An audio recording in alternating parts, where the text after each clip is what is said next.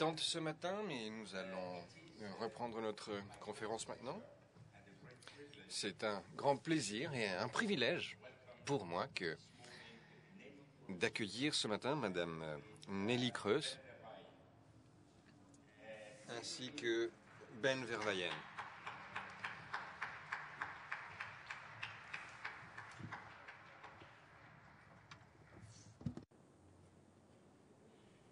Nelly is a fantastic. Nelly est une femme absolument fantastique. Non seulement elle a réussi à me faire travailler sur un sujet très complexe qui est la numérisation du patrimoine culturel européen, mais nous sommes néanmoins restés amis, malgré cela. Alors, il n'est nul besoin de présenter Ben, je crois. Nelly est la commissaire européenne en charge du monde de demain, du monde numérique et en charge de la stratégie numérique. Et ils ont décidé de tenir conversation ce matin en néerlandais. Donc vous pouvez maintenant vous détendre, personne ne comprendra rien de toute manière. Et nous allons commencer donc par cette conversation entre néerlandais. Alors je voudrais remercier Nelly pour d'avoir accepté cette invitation et Ben de bien vouloir animer les débats. Madame, messieurs, merci. Vous avez la parole. Eh bien, merci Maurice.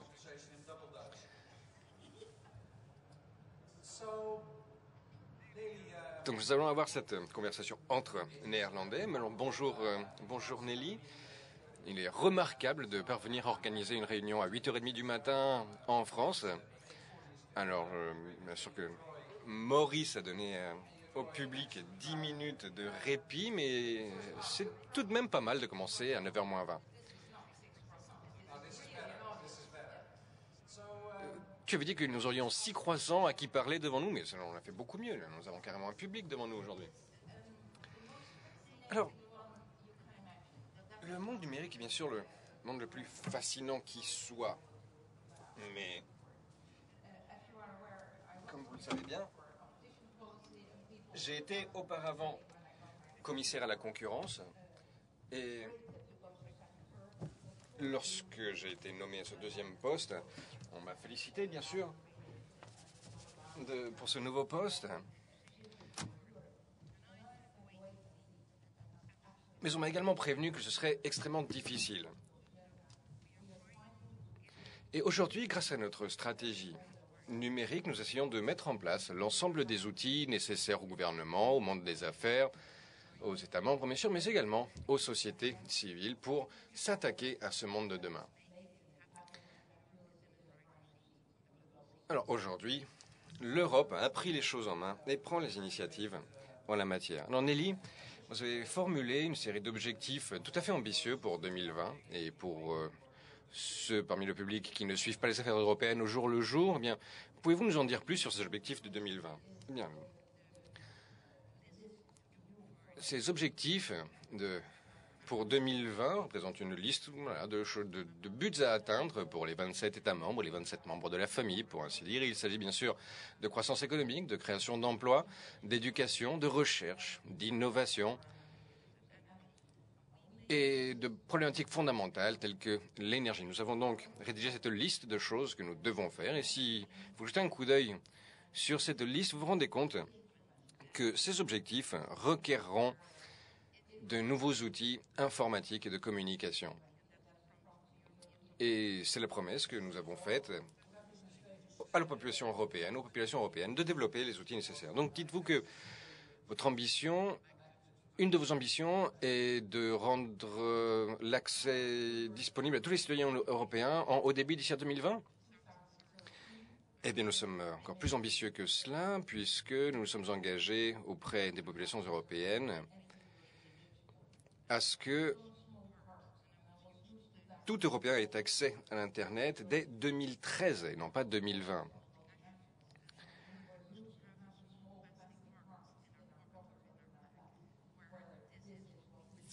What we have to do.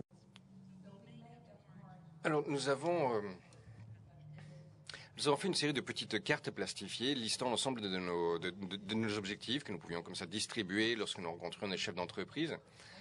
Et donc nous nous sommes engagés à cet objectif de donner accès à Internet à tous les Européens d'ici à 2013, un accès à 100 mégabits de débit également en 2013 pour 50% de la population. Ce sont des objectifs qui sont imprimés, qui sont écrits noir sur blanc. Je les ai communiqués au Parlement, ce qui était peut-être une initiative un peu téméraire. Certains de mes collaborateurs m'ont prévenu que je prenais des risques en faisant cela, mais enfin, nous avons pris ces engagements et nous allons nous y tenir. Et bien sûr que ces objectifs sont également disponibles sous forme numérique. Bien entendu, je vais vous donner une petite clé USB avec l'ensemble de notre stratégie. Alors, les politiciens disposent comme outil de la réglementation, de la législation et de la fiscalité. Mais pensez-vous que cette combinaison de fiscalité, régulation et législation puisse réussir par elle-même? Bien, écoutez, je suis néerlandaise, j'ai un esprit très pragmatique et je comprends très bien que nous devons rassurer l'ensemble des parties impliquées, l'ensemble des acteurs du monde des affaires, bien sûr, mais cela comprend également les autres acteurs du monde numérique, tous les acteurs de la société, à vrai dire. Et nous avons également besoin d'impliquer les banques dans le processus si nous voulons atteindre nos objectifs. Mais cela ne répond pas tout à fait à votre question. Si l'on parle de réglementation ou de législation, bien je comprends bien qu'il y ait des moments où nous avons besoin de réglementer. Mais on ne peut pas simplement réglementer par le biais de grands principes. Il faut bien sûr réguler les pratiques, mais de manière efficace et efficiente. Et pour cela, il faut convaincre l'ensemble des acteurs, l'ensemble des parties concernés. Maintenant, moi, je suis également convaincu que mon rôle en tant que commissaire n'est pas de faire les choses à la place du secteur industriel, mais simplement d'un secteur industriel donné, mais simplement d'accompagner le mouvement et d'inviter les acteurs concernés,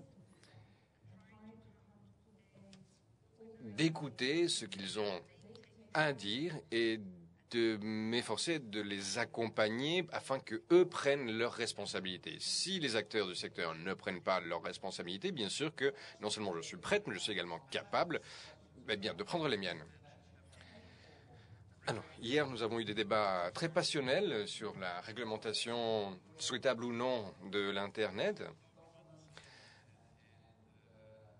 Et parmi le public, certains nous ont dit que la puissance publique ne devait s'efforcer que de ne pas nuire à l'Internet et de ne pas y toucher. Bien sûr, c'est une tentation, mais je crois que dans certains cas, il faut absolument des règles du jeu. Nous pouvons laisser les parties concernées rédiger ces règles, mais cela n'est pas toujours le cas. Notamment pour l'ensemble, pour tout ce qui concerne les problèmes mondiaux. Et Internet en soi est une question mondiale. Donc en tant que Commission européenne, nous devons comprendre qu'il ne suffit pas non plus de faire nos propres petites règles à l'échelle européenne. Ces activités sont par nature globales, mondiales, donc nous devons travailler avec l'OCDE. Et d'ailleurs, je crois que le président de la République française a été bien inspiré de mettre ces questions à l'ordre du jour du G8. Mais la Commission européenne, c'est aussi... L'Union européenne, c'est aussi une sorte de E27 plutôt qu'un EG8. Nous avons un marché unique qui devrait être un marché unique numérisé. Et nous avons également notre mot à dire en ce qui concerne ces questions. Donc vous gardez les deux pieds sur terre. Et c'est en gardant les pieds sur terre qu'on peut réglementer. Mais vous avez aussi la tête dans les nuages. Si je peux filer cette métaphore, vous travaillez à la fois à l'échelle nationale, bien sûr, à l'échelle institutionnelle, mais l'intellect et l'esprit ne respectent pas ces frontières. Sauf le respect que je vous dois, je crois que ce mot de national est déjà très désuet et presque obsolète. Bien sûr que nos politiques sont européennes, mais je préfère utiliser le mot de global ou mondial. Mais êtes-vous sûr de ce mot européen? Parce que si je comprends bien, les législations nationales sont encore applicables. Bien entendu, je crois que l'un des principes fondamentaux du marché unique est précisément l'élimination des frontières à l'intérieur du marché. Donc vous voulez prendre vos 27 régulateurs, les rassembler, si je comprends bien, autour d'un principe, autour de dénominateurs communs minimaux, pour ainsi dire, les faire intervenir lorsque c'est absolument nécessaire, et puis par ailleurs accepter le principe général d'une liberté de l'Internet. Oui, je crois que dans un sens très coopératif, nous avons d'ores et déjà des régulateurs à l'échelle nationale, mais je crois que nous devons davantage les faire travailler ensemble à l'échelle multinationale. Donc hier, l'intervenant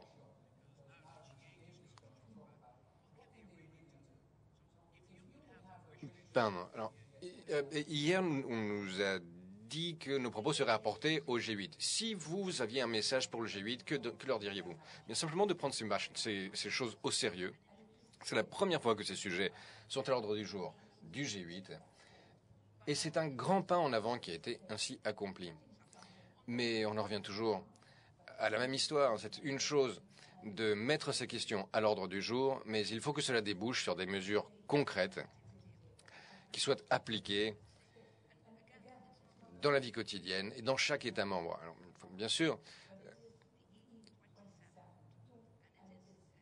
on a d'une part ce EG8, mais j'insiste sur l'importance également de notre propre E27. Alors, cet E27,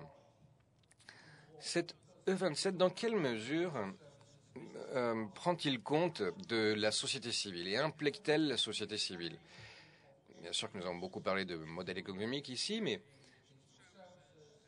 est-ce que nous prenons suffisamment en compte la capacité d'imagination et de proposition, de services et d'innovation de la société civile et des entrepreneurs? Alors, tout d'abord, deux remarques.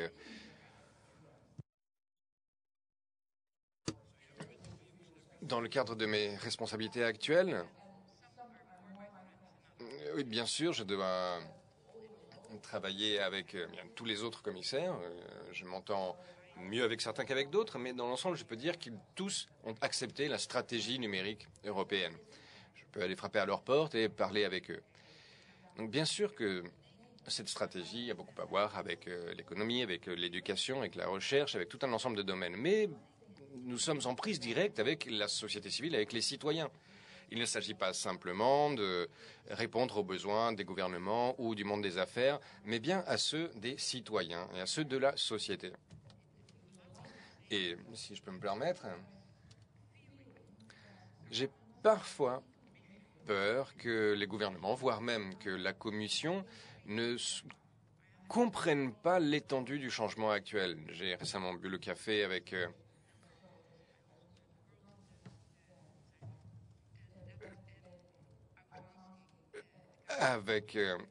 un collaborateur.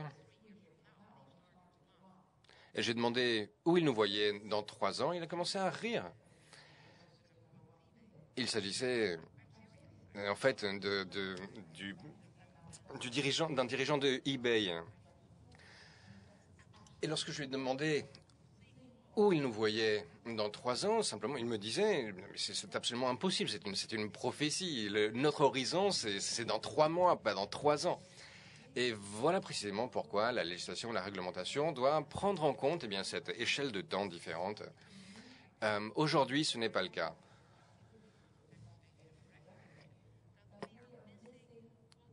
Aujourd'hui, nous ne prenons pas en considération ce rythme de changement dans le monde réel. C'est un problème auquel nous sommes confrontés. Je suis absolument fasciné par cette question et par les efforts pour nous efforcer de devenir plus attentifs à ce rythme de changement. Alors, Nelly, vous avez la réputation d'être extraordinairement déterminé. Parfois, certains vous qualifient d'un petit peu entêté. Oui, c'est un trait que nous avons en commun, possiblement. Vous avez demandé au secteur, à la filière, d'étudier les dilemmes qui se posaient, une série de dilemmes qui se posaient devant eux. Alors, tout d'abord, bien sûr, nous devons développer une stratégie d'investissement qui soit adaptée. Mais certains critiques prétendent que vous avez déjà les réponses aux questions que vous posez et que vous ne comptez pas en fait écouter les avis des autres.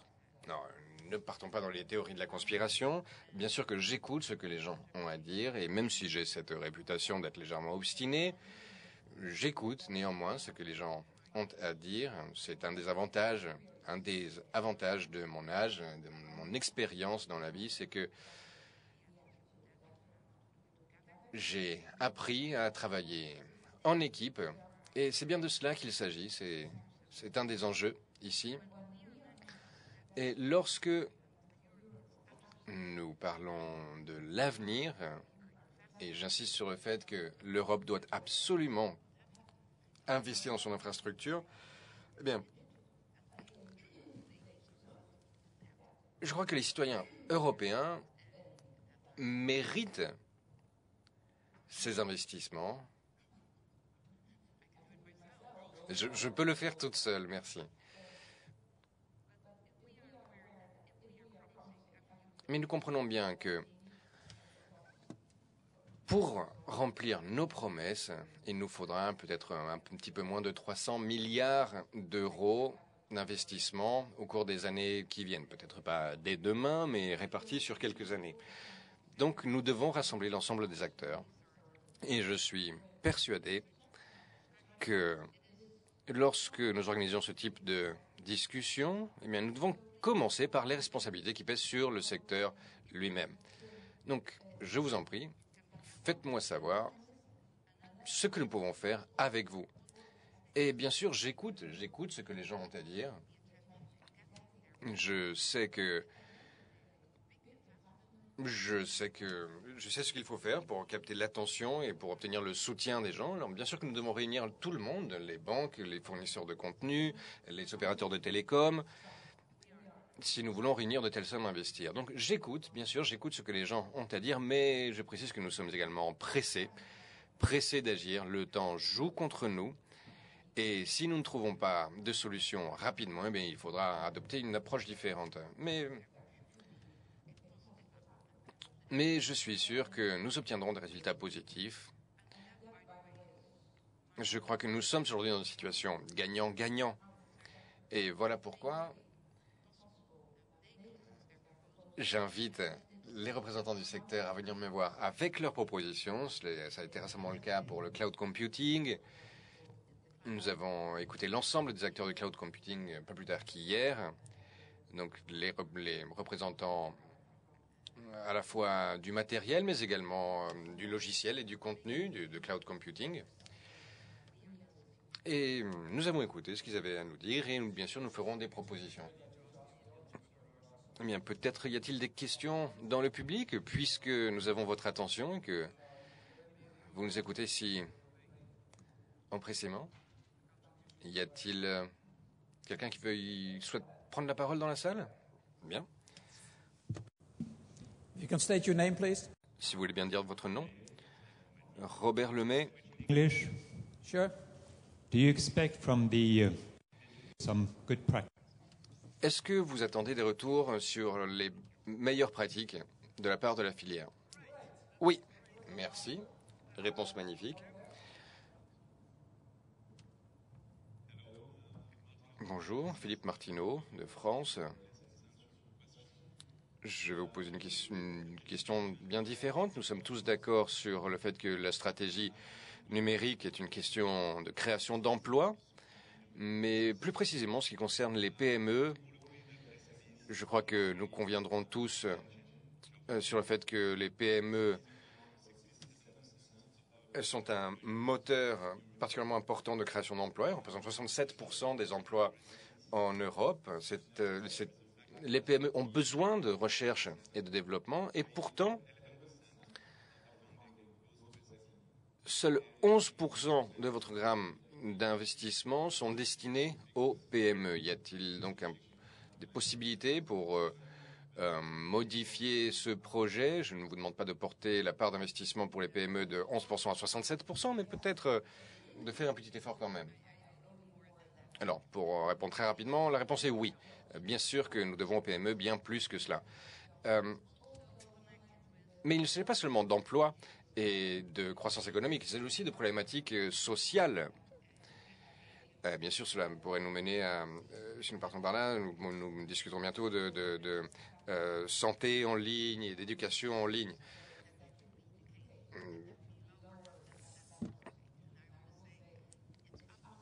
Et nous avons encore beaucoup de pain sur la planche, mais je crois absolument dans la puissance des PME, dans tous les avantages qu'ils représentent. Maintenant, si vous faites allusion vous mentionnez les PME, mais en Europe, vous savez, ce sont 99% des entreprises qui sont des PME, et non pas 67. Et parfois, nous ne prenons pas cela suffisamment en compte lorsque nous mettons au point nos politiques. Alors, si nous voulons bien sûr créer des emplois, notamment dans le cadre des objectifs pour 2020, alors nous devrions nous concentrer sur les PME. Bien sûr que les multinationales créent des emplois aussi, mais le principal moteur de création d'emplois, ce sont effectivement les PME. C'est elles qui créent les emplois et la croissance. Et je crois que c'est absolument fascinant d'avoir les enjeux de recherche et d'innovation qui bien souvent qui produit bien souvent justement dans les PME, dans les mythiques garages, comme on a pu le dire ici. J'avais récemment une discussion absolument fascinante avec deux personnes qui venaient de la Silicon Valley, et je leur ai demandé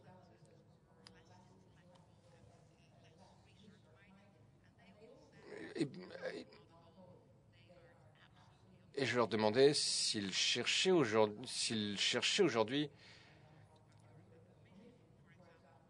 à employer des gens qui avaient toujours le même état d'esprit de l'origine de leur entreprise. Et ils étaient absolument d'accord là-dessus. Mais bien sûr que dans le cadre européen, dès que l'on parle de réglementation ou d'investissement, il faut toujours avoir à l'esprit les possibilités de mise en œuvre effective à l'échelle européenne comme à l'échelle mondiale.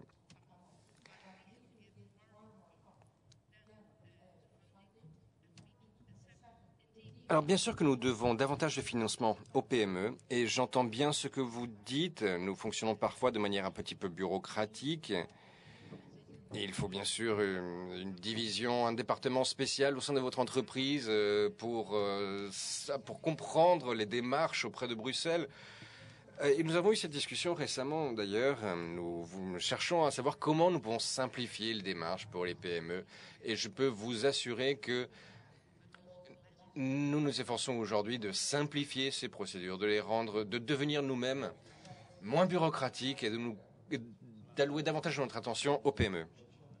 Bonjour, Mike Butcher. Je travaille à TechCrunch Europe. Alors, merci pour votre présentation d'aujourd'hui. Je voudrais vous demander la chose suivante.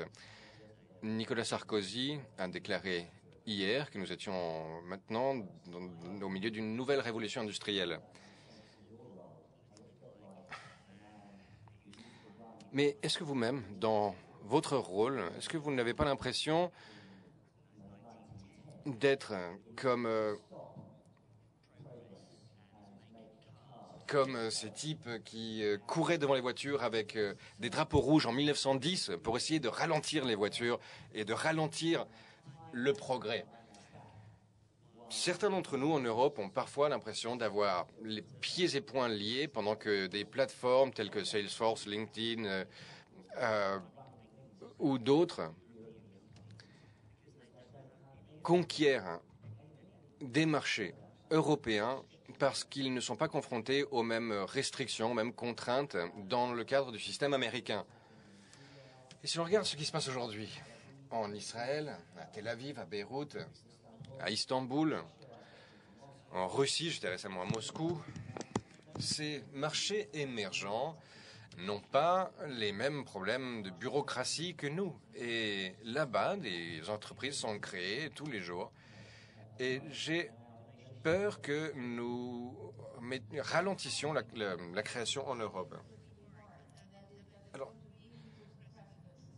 Alors, je vais commencer par une remarque un peu risquée, en vous disant que je suis en désaccord avec le président de la République française lorsqu'il fait allusion à une révolution industrielle. Nous ne sommes pas au milieu d'une révolution industrielle. Ceci est quelque chose de radicalement nouveau et de radicalement différent. Nous ne pouvons pas le comparer à une révolution industrielle. Nous sommes aujourd'hui appelés à modifier radicalement notre vision du monde. C'est quelque chose d'encore plus profond qu'une révolution industrielle. Et bien sûr que dans ce contexte, nous devons inventer de nouveaux modèles économiques. Alors, je ne dis pas que nous y soyons encore parvenus. Nous nous efforçons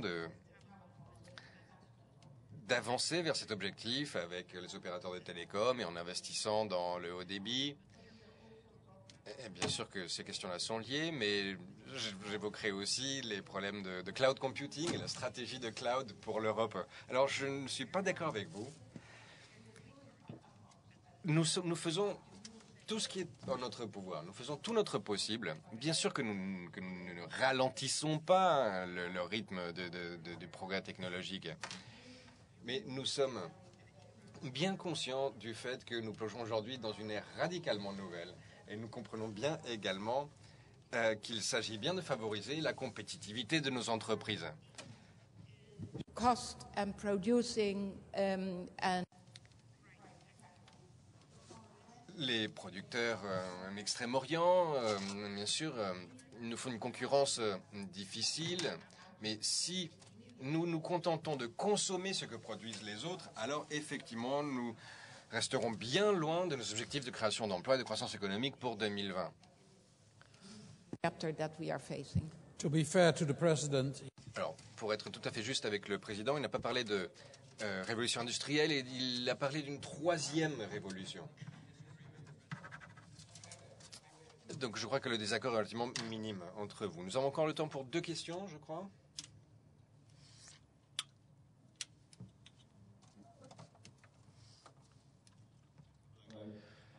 Bonjour, Brian Message du Forum des gestionnaires de musique du Royaume-Uni. Nous représentons 450 managers et environ 1000 artistes. Alors dans notre pays, la loi sur le numérique, qui est un peu l'équivalent de la réponse gratuite de l'Adopi, connaît des jours difficiles. Alors, de plus en plus d'avocats de la licence globale au Royaume-Uni, je crois que cela représente une opportunité de changer certaines des mauvaises pratiques dans le monde de la musique numérique de ces dernières années. Alors, j'ai une question pour vous. Lorsque nous voyons ces opportunités, notamment avec Hargreaves, qui a un profil très européen, eh bien, est-ce que nous pouvons compter sur vous pour faire en sorte que les détenteurs de droits actuels n'empêchent pas une évolution de la réglementation, de la législation pour défendre leurs acquis? Eh bien, merci de me poser cette question. Cela me donne l'occasion d'expliquer à ce public que je suis tout à fait en faveur d'une compensation, d'une rémunération décente pour les artistes et les créateurs, et ainsi de suite. Alors, il faut être parfaitement clair là-dessus. Maintenant, le système dont nous nous servons jusqu'ici est-il le meilleur? Je ne le crois pas. Je crois que c'est un système qui est hérité du passé. Et dans le cadre du marché unique numérique, eh bien, je ne peux pas simplement dire à quelqu'un, en dehors de ce... Je ne peux pas expliquer à quelqu'un qu'il ne peut pas acheter un CD ou un film parce que ceci ou cela. Cela nous met dans une position très difficile. Alors, quels sont les enjeux? Eh bien, j'espère sincèrement que les progrès technologiques nous offriront davantage de solutions à l'avenir, parce que nous sommes confrontés à un défi considérable. Et c'est là un des défis d'ailleurs que le groupe de chefs d'entreprise du secteur auquel ce groupe de chefs d'entreprise doit s'attaquer. Lorsque l'on parle par exemple de ce formidable tsunami de données auxquelles nous faisions référence hier. C'est un défi considérable. Et les opérateurs de télécom, bien sûr, veulent avoir du contenu dans leurs tuyaux. Ils sont bien conscients du fait que c'est comme cela qu'ils pourront gagner de l'argent. Mais ceci étant dit, si vous faites référence au contenu, si vous parlez par exemple du contenu audiovisuel ou de contenu musical dans votre propre secteur, eh bien, vous avez besoin d'un système absolument excellent qui permette aux créateurs d'être rémunérés.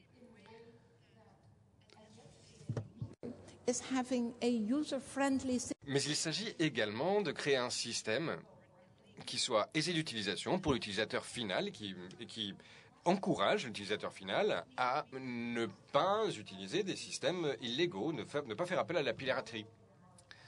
Alors, bien sûr qu'il faut décourager cette piraterie, ce piratage par exemple, mais pour ce faire, il faut vraiment s'attaquer au cœur du problème. Et pour citer cet exemple-là, je crois que Netflix représente une formidable opportunité.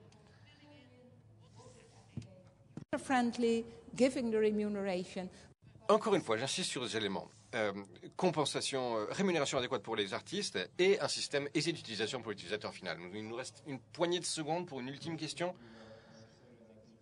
Alors, tout d'abord, je voudrais dire que le rapport Hargraves,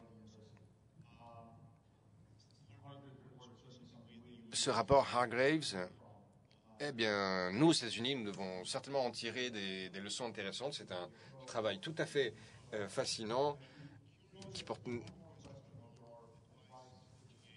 Mais je voudrais vous poser une question concernant les recommandations que vous auriez pour le G8, basées sur la base de votre propre expérience travaillant sur les réseaux physiques et les normes ouvertes.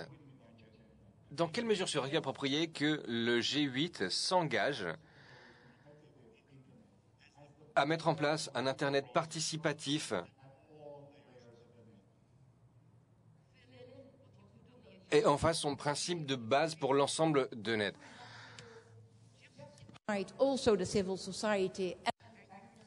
Il faut bien sûr impliquer également tous les acteurs, les banquiers comme la société civile. Et une fois que cela sera accompli, nous, à Bruxelles, nous ferons notre travail. Eh bien, merci. Merci, Nelly.